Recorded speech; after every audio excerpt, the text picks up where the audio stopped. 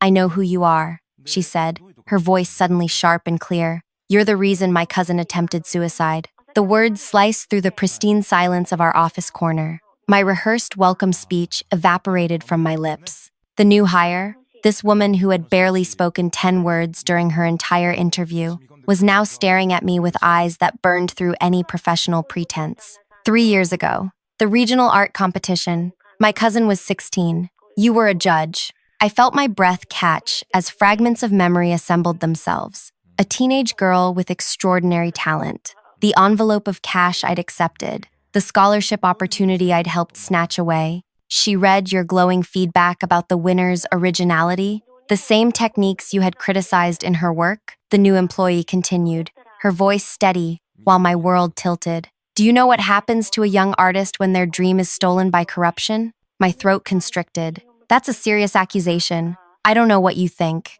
I don't think. I know. She turned to her computer, suddenly the picture of professional calm. But don't worry, I'm here to work. I struggled to breathe normally, to process what had just happened. This couldn't be real. After 3 years, after I'd nearly forgotten about that competition, this woman had appeared, hired by my own boss, seated beside me, ready to… What? What exactly did she want? She began typing, her fingers moving with practiced precision across the keyboard, as if she hadn't just detonated a bomb in my carefully constructed life. You can't prove anything, I whispered, unable to stop myself. She didn't look up. I don't need to. Wait, before I continue this story that's already got people glued to their screens. If you're enjoying this twisted workplace drama unfolding, make sure to hit that like button and subscribe to catch more shocking true stories that'll keep you on the edge of your seat. Drop a comment with what you think happens next. Trust me, you won't see it coming. My name is Pearl. At 34, I'd spent 7 years climbing the ladder at my marketing job, becoming the team leader who trained every new hire. My colleagues described me as meticulous, confident, always put together. I wore success like my signature scarlet lipstick, bold and unmistakable. What they didn't see were the shortcuts I'd taken, the corners I'd cut, the people I'd stepped on. I told myself, everyone did it. That's how the world worked. You seized opportunities when they presented themselves, like when a wealthy parent approached me about that art competition, offering cash to make sure their child won the scholarship. It wasn't personal. It was just business, until Autumn arrived. Autumn was 28 with auburn hair she kept in a simple ponytail. She dressed modestly in neutral colors, spoke rarely in meetings, and submitted work ahead of schedule. My boss, Dale, had practically gushed about her portfolio during her interview. She's brilliant but quiet, he'd said. Perfect for our team. I wasn't worried. New hires came and went. Training them only secured my position further, until those first words she spoke to me alone revealed she was not just another employee. She was a ticking bomb placed directly beside me. The first week was agony. I expected her to expose me to Dale, to send emails revealing my past. I prepared excuses, explanations, denials, but she did nothing except excel at every task. She arrived early, stayed late, learned systems quickly. Clients adored her restrained brilliance. By the second week, I started giving her impossible tasks, a complete rebranding concept due in hours instead of days, client presentations with deliberately missing information, projects that had caused previous employees to crack. Autumn completed everything flawlessly. How are you finding your new team member?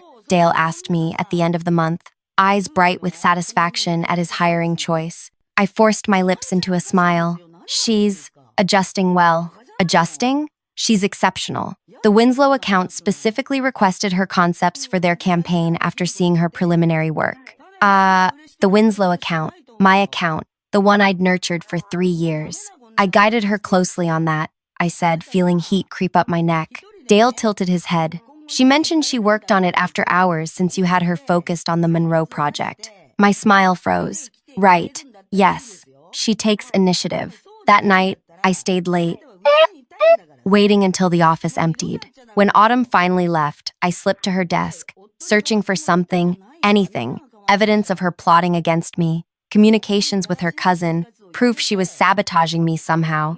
Her desk was immaculate, not even a post-it note with a personal reminder. Her computer was locked and company issued. Nothing seemed out of place except a small plant she'd brought, a tiny cactus, in a plain white pot. Frustrated, I returned to my desk, jumping when my phone buzzed with a text from an unknown number. Looking for something? I whirled around, scanning the empty office, the security cameras. Had she somehow seen me? I deleted the message, hands trembling. The next morning, Autumn greeted me with her usual quiet good morning as if nothing had happened. When I checked the security footage later, claiming I thought I'd left something at the office, the night guard showed me the feed. There I was, clearly searching through her desk. I asked him to delete it, saying I was leaving a surprise for her birthday. He agreed, but I wondered who else had already seen it. By the third month, my errors began multiplying. I sent incomplete drafts to clients. I missed deadlines. I snapped at junior team members. Meanwhile,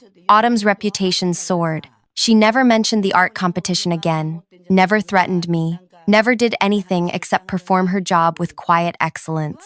That was when I began spreading rumors. She cornered me in the bathroom yesterday, I told Tessa from accounting, kept asking strange personal questions, seemed obsessed with my life outside work. Really? Tessa looked surprised. She helped me fix my presentation yesterday when the projector glitched. Seemed so shy. That's her technique, I whispered, two-faced. She has an agenda, I'm telling you. I tried variations with different colleagues. Autumn was difficult to work with.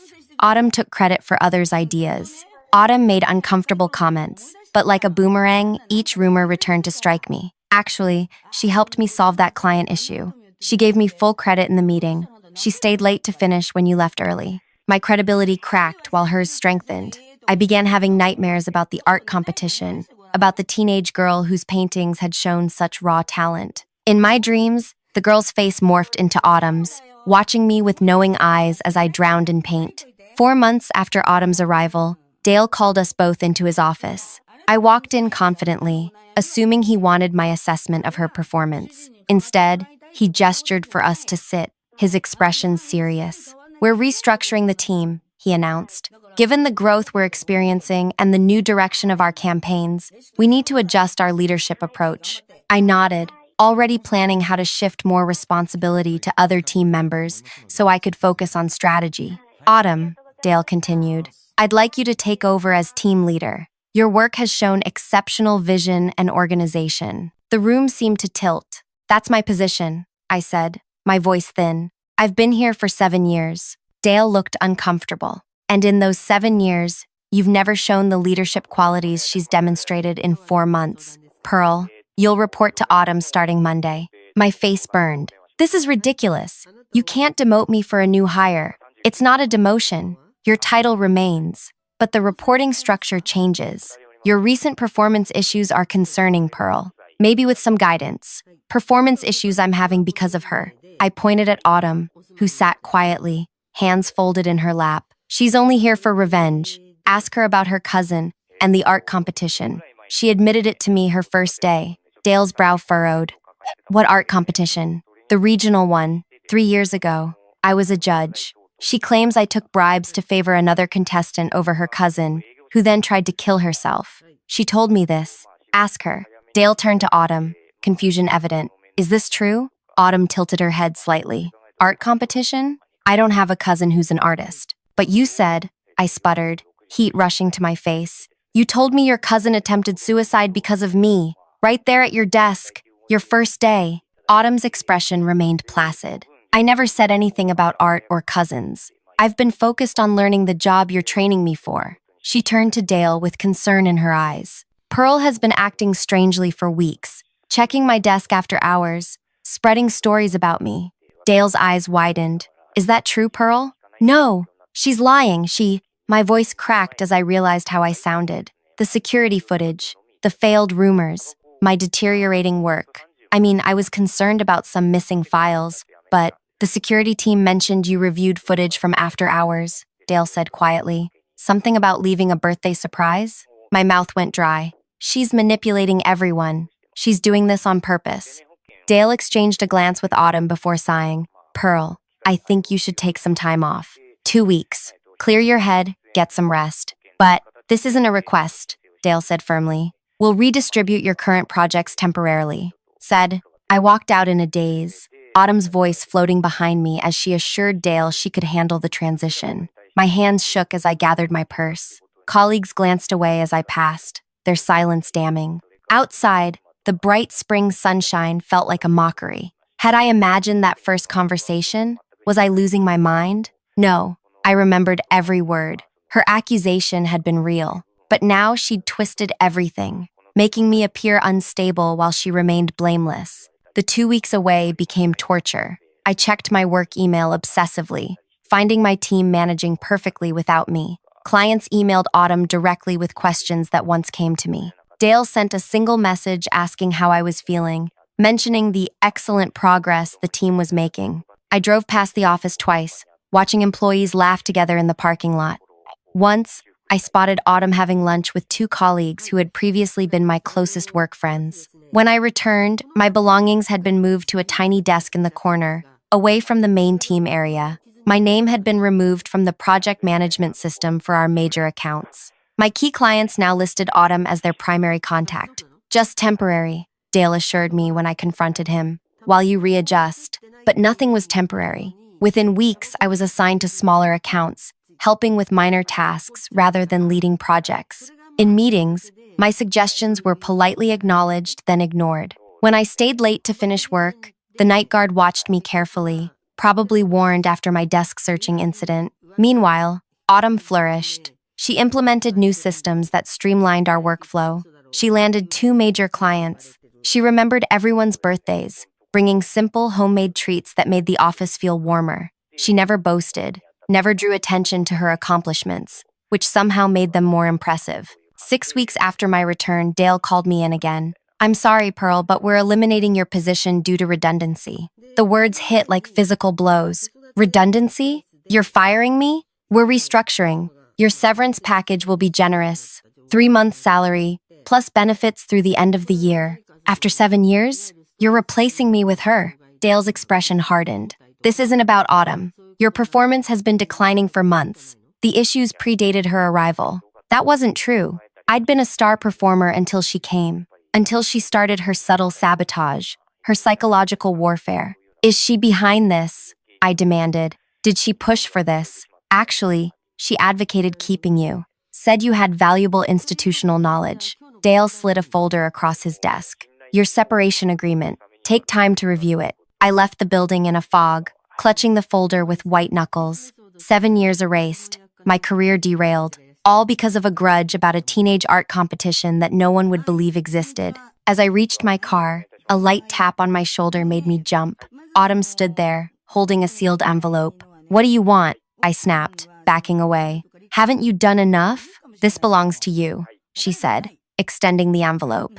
I snatched it, expecting termination paperwork, but inside was a yellowed newspaper clipping. The headline read, "Regional Art Competition Winner Disqualified for Plagiarism." The article, dated 2 years after the competition, detailed how the winning entry had been proven to contain elements directly copied from established artists. Attached was a handwritten note. "My cousin starts art school next fall. Thanks for the severance package that paid her tuition. The money you took as bribes came back to her tenfold." I looked up, mouth open, but Autumn was already walking away. "Wait," I called. "You said you didn't have a cousin. You denied everything." She paused, turning slightly. "I never claimed anything to Dale. You did that yourself. You're destroying my life over a contest? It was just business, and this is just consequences." She tilted her head. "You'll notice I never exposed you publicly, never told anyone what you did. I simply created a situation where you exposed yourself through your own actions. Why not just confront me? Report me to the competition board? Why all this? Because you wouldn't have learned anything. You'd have denied it, hired lawyers, claimed vindictive accusations." Her eyes were calm. "This way, you lost your job by your own hand. Your reputation suffered through your own behavior. And my cousin gets her education funded by your severance package.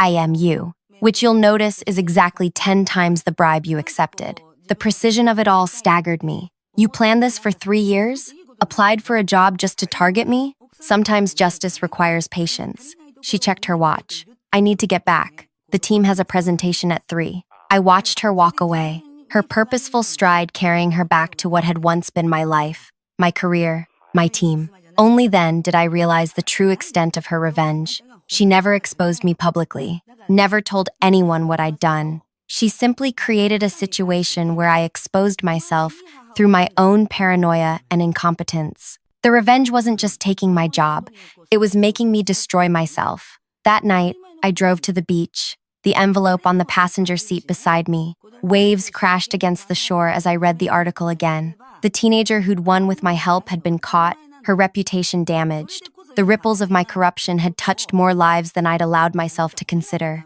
I thought of calling a lawyer, fighting my termination, exposing Autumn's vendetta. But what would I say? That I was targeted for accepting bribes in a competition years ago? That I had unfairly crushed a young artist's dreams for cash? The truth would only bury me deeper. My phone buzzed with a text from an unknown number. "She's painting again." I stared at the 3 words, understanding their weight. The cousin who had tried to end her life after losing the scholarship had found her way back to art. Despite what I'd done, she'd survived, was creating again. The salt air filled my lungs as I stepped onto the sand, shoes sinking with each step.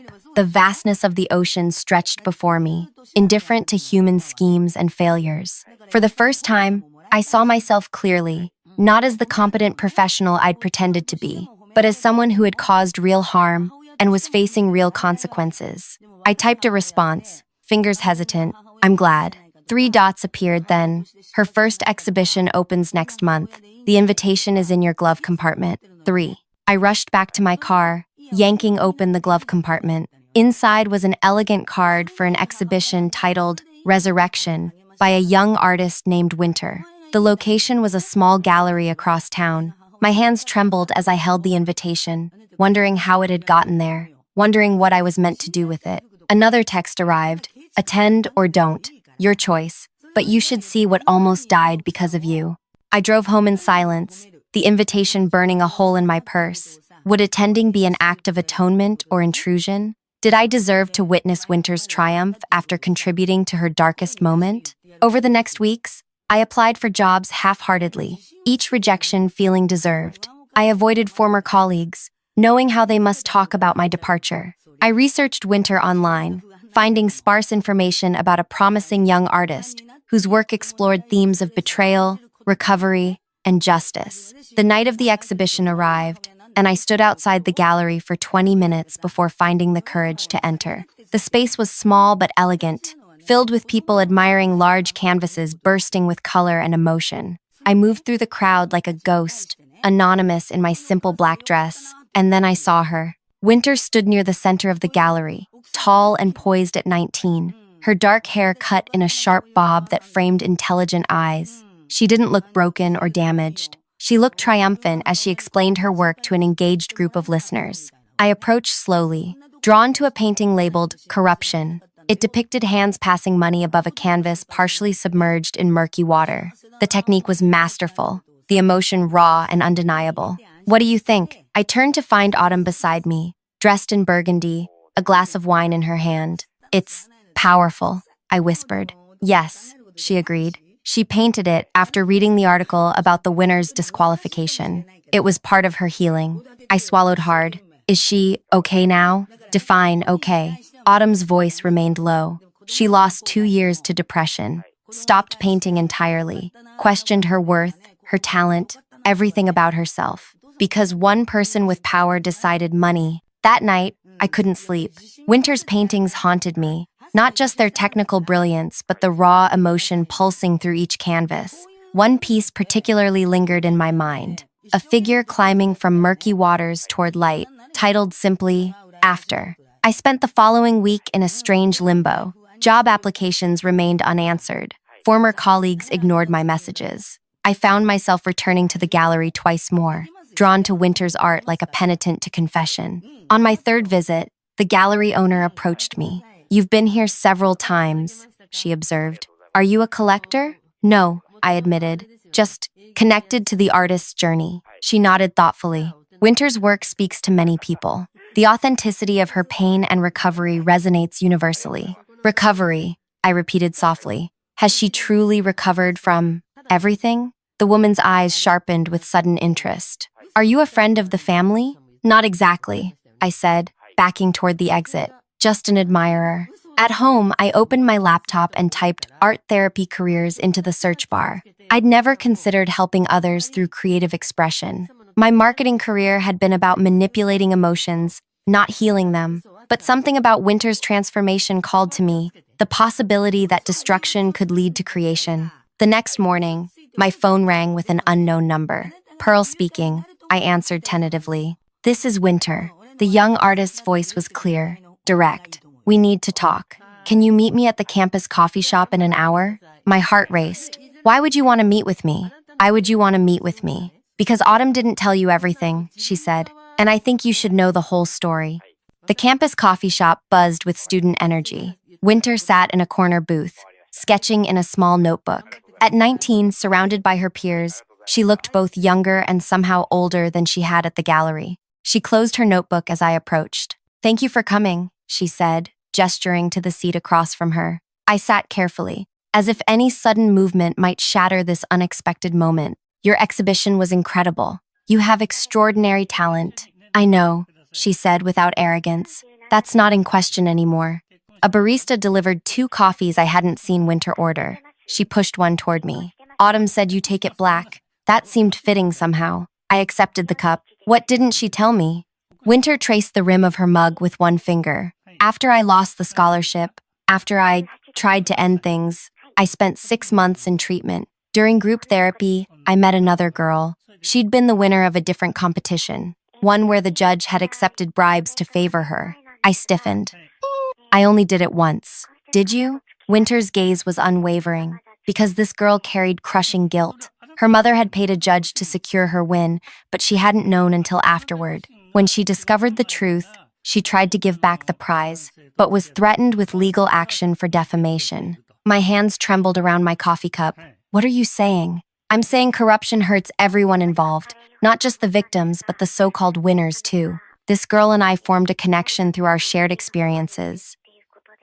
She from undeserved victory, me from undeserved defeat. What happened to her? Winter's expression softened slightly. She transferred schools. Last I heard, she was studying ethics and art history, planning to reform competition structures from within. She paused. Your actions created ripples you never considered, Pearl. Some destructive, some eventually constructive. Why are you telling me this? Because Autumn believes people can change when properly motivated. She orchestrated this elaborate plan partly for justice, partly for my healing, and partly, Winter hesitated. Partly what? Partly for you. I nearly spilled my coffee.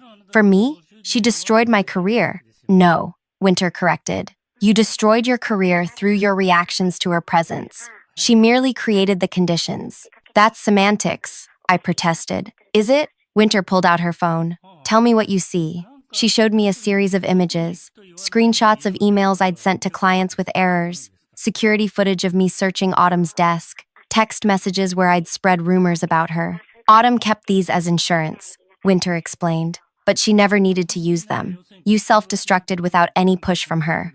Shame burned through me. So this meeting is what, my final humiliation? No, Winter put her phone away. It's an opportunity. It's an opportunity. For what? The gallery where my exhibition is showing needs an assistant manager, someone with marketing experience who understands the business side of art. Winter met my eyes. Autumn suggested you. I laughed incredulously. You can't be serious. After everything, precisely because of everything, Winter interrupted. You understand firsthand how corruption destroys art's integrity. You've experienced the consequences of dishonesty, and now you need redemption. Why would you trust me anywhere near your art career? Winter's smile was slight but genuine, because having you work in service of emerging artists, including me, is a more meaningful consequence than watching you struggle unemployed. Autumn agrees. Autumn knew about this meeting? It was her idea, the final phase of her plan.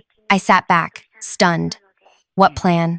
First, to make you face what you'd done by bringing me back into your life. Second, to let you experience the loss of something you valued as I did. Third, to give you a path toward restoration, not of what you lost, but of something new you could build.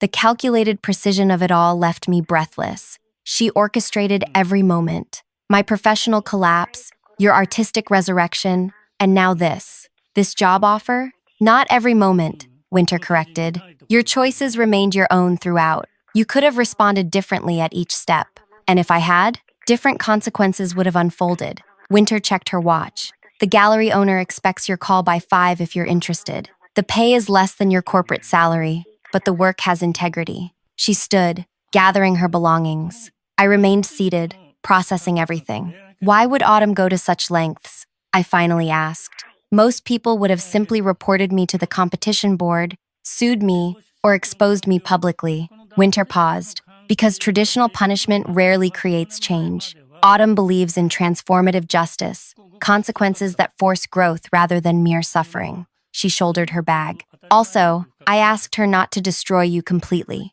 I didn't want your ruin on my conscience. As she turned to leave, I called after her. Did she know I would come to your exhibition? Winter glanced back. She counted on it. Autumn understands people's psychology, what drives them, what breaks them, and what might heal them. Alone at the table, I contemplated the job offer. Working at the gallery would keep me surrounded by Winter's art, a daily reminder of my worst actions and their consequences. It would place me in a position of supporting artists rather than exploiting them. It would be both punishment and possibility. That evening, I called the gallery owner. She seemed unsurprised, explaining that Autumn had given me an unusual but compelling recommendation. I would start Monday, at roughly half my previous salary. On my first day, Autumn appeared at the gallery during lunch. She moved through the space with easy familiarity, examining new installations while I watched nervously from behind the counter. Settling in? She asked, approaching finally. It's different, I admitted, but good different. She nodded. Winter told you about our conversation. Yes, I straightened a stack of exhibition catalogs. What I don't understand is why you're continuing to involve yourself in my life. You won. Your revenge succeeded beyond what most people would dream possible. Autumn studied me thoughtfully. That perspective reveals you still don't fully understand what happened. Then explain it to me, I challenged. Because from where I stand, you infiltrated my workplace, systematically dismantled my career, exposed my worst actions, and now have me working essentially in service to your cousin's art career. Those are the external events, Autumn acknowledged, but they're not the revenge. Then what was? The true revenge was forcing you to confront yourself. Not just what you did to Winter, but who you became by doing it. She picked up one of Winter's exhibition postcards from the counter. A person who accepts bribes once rarely stops there. Your performance issues predated me, Pearl. Your ethical shortcuts were increasing. You were on a path to much greater corruption. So you're saying you saved me from myself? I scoffed. How magnanimous. No, I made you experience the consequences of your actions in a way that might actually transform you. Traditional revenge, public exposure, legal action would have made you defensive, bitter, convinced of your victimhood. Autumn placed the postcard back carefully. This way, you had to watch yourself deteriorate through your own choices. You had to recognize your own corruption. And this job? Is this part of my transformation too? It's an opportunity, not a guarantee. You might use it to rebuild yourself into someone better. Or you might resort to old habits and lose this position too. She shrugged. That choice remains yours. The gallery door chimed as a potential buyer entered. Autumn stepped back. Winter's next series begins production next month, she said. The theme is resurrection. You'll be helping promote it. As she turned to leave, I called after her. Will you be watching me forever? Is this surveillance part of my penance? Autumn paused at the door. This was never about penance, Pearl. It was about justice. And justice isn't achieved through perpetual punishment. It's achieved through genuine change. After she left, I helped the customer who had entered, answering questions about Winter's techniques and inspiration. For the first time, I found myself advocating sincerely for an artist's vision, rather than calculating how to manipulate the customer's emotions for a sale.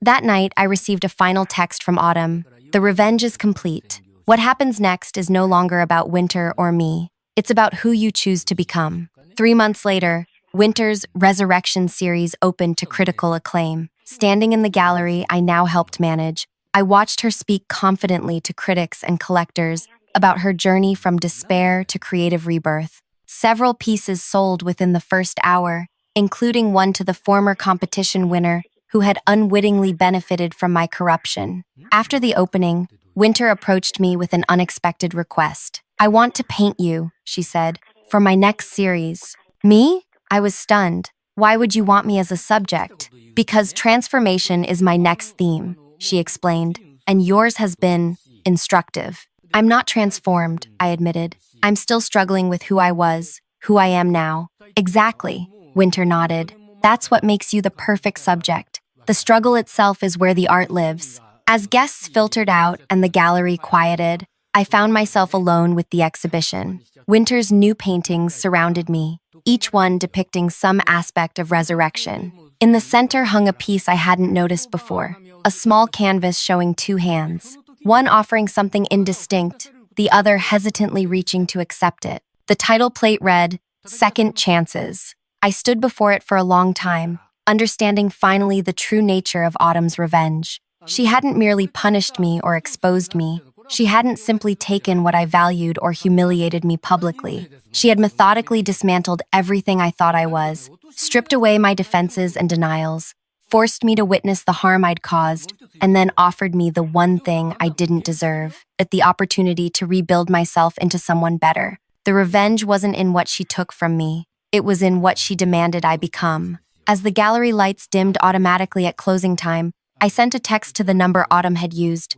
I understand now. The response came quickly. Then it worked. If you've been moved by Pearl's journey from corruption to consequence to potential redemption, take a moment to reflect on your own choices. Like, comment, and subscribe if you believe in second chances, or if you're fascinated by justice that transforms rather than merely punishes. Share your thoughts. Would you have given Pearl the opportunity Winter and Autumn offered? Sometimes the most powerful stories aren't about revenge at all, but about what happens after the vengeance is complete. まず今のお相手の方とは